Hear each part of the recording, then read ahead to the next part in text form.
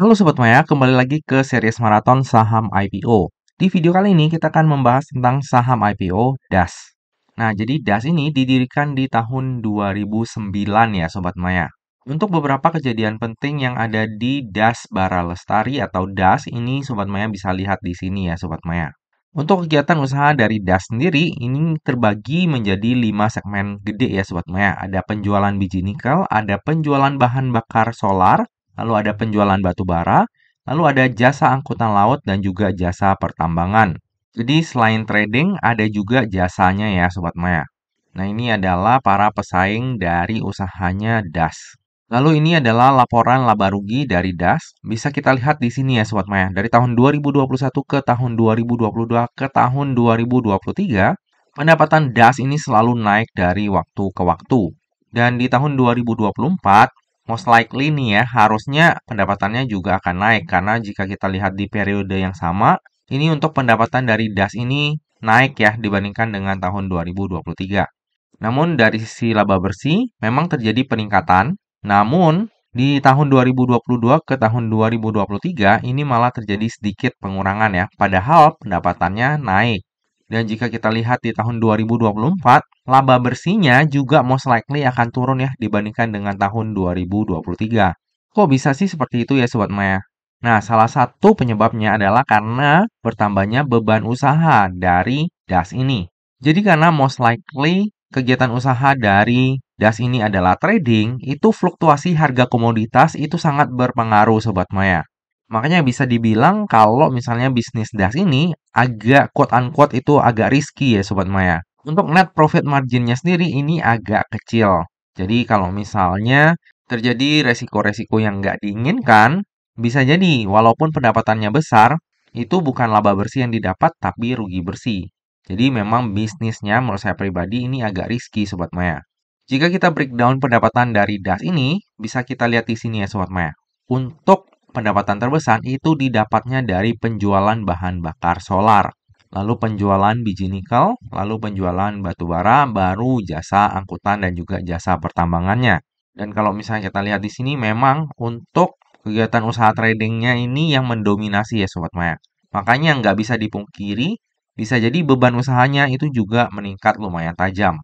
Jika nantinya di tahun 2025 atau 2026, di mana nikel itu harganya naik lagi, bisa jadi kayak 2023 atau 2022 nih Sobat Maya. Pendapatan dari penjualan biji nikel ini akan kembali meningkat. Jadi ya bisa dibilang untuk kinerja dari DAS ini benar-benar harus memperhatikan faktor fluktuasi harga komoditas. Yaitu salah satunya adalah bahan bakar solar, biji nikel, dan juga batu bara. Oke, lalu ini adalah pemegang saham dari DAS. Ada 3 pemegang saham individu dengan 1 pemegang saham non-individu ya, ataupun PT. Untuk pengendali dari DAS ini sendiri adalah Bapak Erwin Sutanto Sobat Maya. Dan di IPO-nya DAS ini akan ada lock-up period selama 8 bulan dari semenjak DAS ini listing di bursanya kita.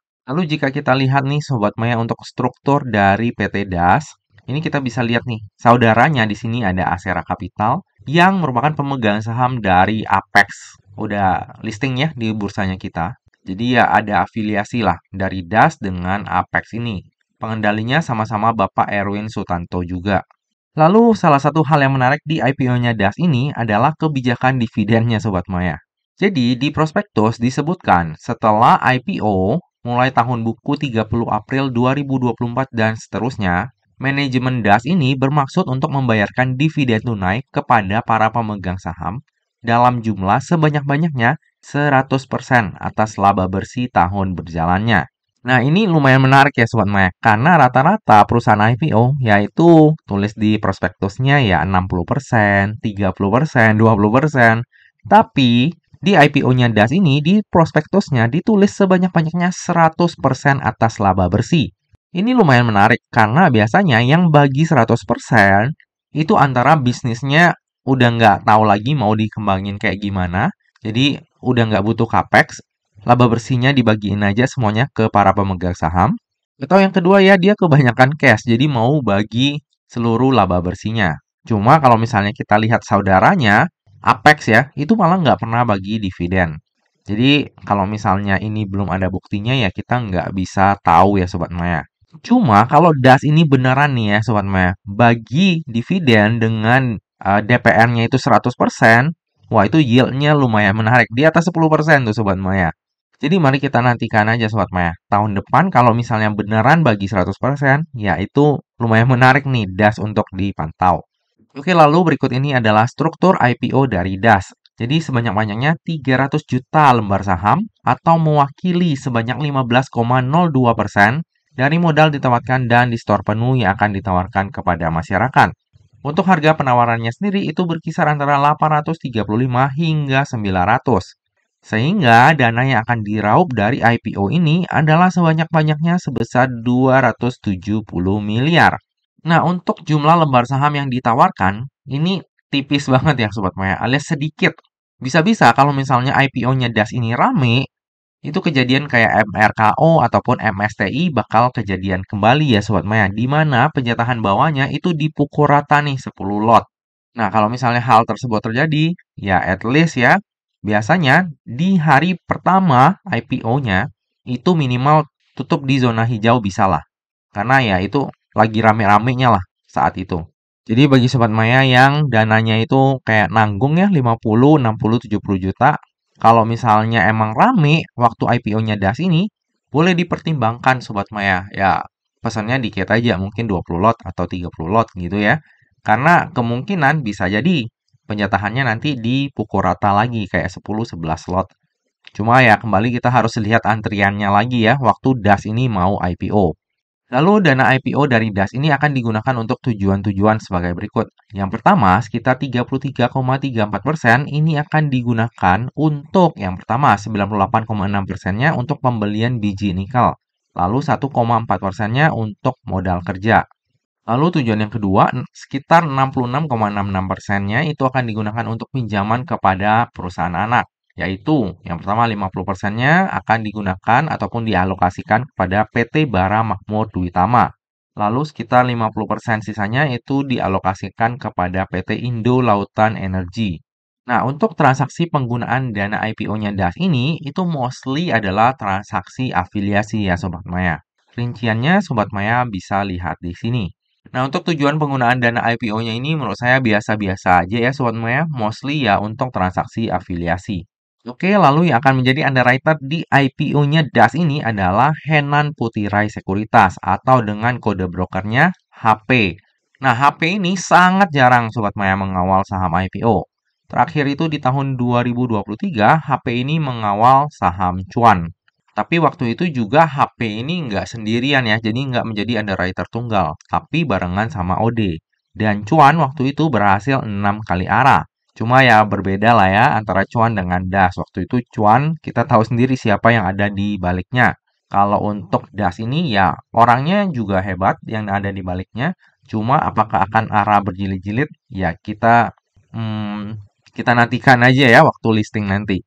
Lalu ini adalah laporan keuangan dari DAS. Bisa kita lihat baik dari sisi aset, liabilitas, ekuitas ini selalu meningkat ya dari tahun ke tahun. Namun yang perlu kita perhatikan di sini Sobat Maya, dari sisi DER ini lumayan gede ya. Jadi ini adalah salah satu hal yang perlu Sobat Maya perhatikan juga. Lalu bagi Sobat Maya yang concern terhadap daftar efek syariah, jika kita lihat dari sisi rasio hutang dan juga sektor usahanya, maka DAS ini masih akan masuk ke dalam daftar efek syariah. Lalu ini adalah valuasi dari DAS. Harga IPO-nya lumayan tinggi ya Sobat Maya, rentangnya itu di 835 hingga 900. Nah, jika nantinya DAS ini listing di harga terendahnya yaitu di 835, maka PER-nya itu akan berada di 6,54 kali dan PBV-nya di 1,09 kali dengan market cap sebesar 1,6 triliun. Sementara jika DAS ini listing di harga tertingginya yaitu di harga 900, maka PER-nya itu akan berada di 7,05 kali dan PBV-nya di 1,16 kali dengan market cap sebesar 1,7 triliun. Dari sisi valuasi, DAS ini tergolong murah ya Sobat Maya untuk ukuran saham IPO. Untuk ukuran saham IPO yang PER-nya itu di bawah 10 itu nggak banyak. Kalau misalnya udah di bawah 10 itu udah tergolong murah, apalagi untuk ukuran saham IPO ya. Dari sisi market cap juga lumayan oke nih di 1 triliunan. Oke, dari tadi udah banyak hal yang kita bahas, sekarang tiba juga kita ke bagian kesimpulan. Kesimpulan yang pertama, menurut saya pribadi, dari sisi bisnis, DAS ini masih cukup menarik ya Sobat Maya. Pendapatannya itu masih tumbuh dari tahun ke tahun dan masih ada potensi nih kinerjanya untuk semakin meningkat di masa mendatang. Namun yang perlu kita perhatikan adalah net profit margin dari DAS ini cukup kecil ya, sehingga resiko bisnisnya pun cukup tinggi. Terlebih bisnis DAS ini lumayan terpengaruh fluktuasi harga komoditas. Lalu dari sisi DER-nya pun ini lumayan tinggi. DER itu debt to equity ratio ya, jadi hutangnya itu lebih besar daripada ekuitasnya. Nah, ini adalah salah satu hal yang perlu kita perhatikan juga Sobat Maya. Terlebih bagi Sobat Maya yang mau coba keep saham DAS ini untuk jangka waktu panjang. Kesimpulan yang kedua, valuasi dari DAS ini tergolong murah untuk ukuran saham IPO. Lalu untuk tujuan penggunaan dana IPO-nya sendiri menurut saya biasa aja ya. Dan mostly itu adalah merupakan transaksi afiliasi. Kesimpulan yang ketiga, underwriter dari IPO-nya DAS adalah HP ataupun Henan Putirai. Nah, Henan Putirai ini sangat jarang mengawal saham IPO dan sampai saat ini belum pernah menjadi underwriter tunggal ya. IPO terakhir yang dikawal oleh Henan Putirai adalah Cuan dan berhasil 6 kali arah. Nah, apakah di IPO-nya DAS ini HP juga akan mengawal dengan bagus? Semoga ya. Kesimpulan yang terakhir, saya sendiri akan memanfaatkan momentum IPO ini untuk mendulang cuan.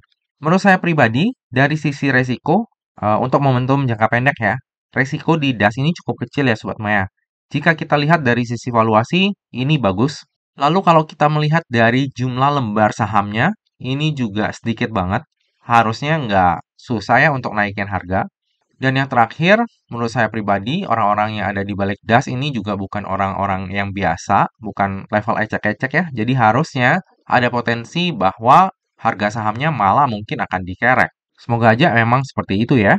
Seperti biasa ya Sobat Maya, yang namanya saham, terlebih saham IPO, itu nggak pernah luput dari yang namanya resiko. Jadi bagi Sobat Maya yang mau melakukan order saham IPO DAS, pastikan Sobat Maya melakukan order sesuai dengan resiko yang siap untuk Sobat Maya tanggung ya. Nantinya saya akan update juga apakah saya beneran jadi untuk pesan IPO-nya DAS atau enggak, itu di tab community ataupun IG saya pada saat masa offering nanti. Nah Sobat Maya, demikianlah video review saham IPO DAS. Semoga aja video ini dapat bermanfaat bagi Sobat Maya semuanya dan dapat menjadi bahan pertimbangan nih. Apakah nantinya Sobat Maya mau membeli saham IPO DAS atau enggak? Nah Sobat Maya, demikianlah video kali ini. Akhir kata, jangan lupa untuk selalu jaga kesehatan, jangan lupa untuk selalu bahagia, dan semoga perjalanan investasi kita selalu cuan bareng-bareng ya. Sampai jumpa di video review saham IPO selanjutnya.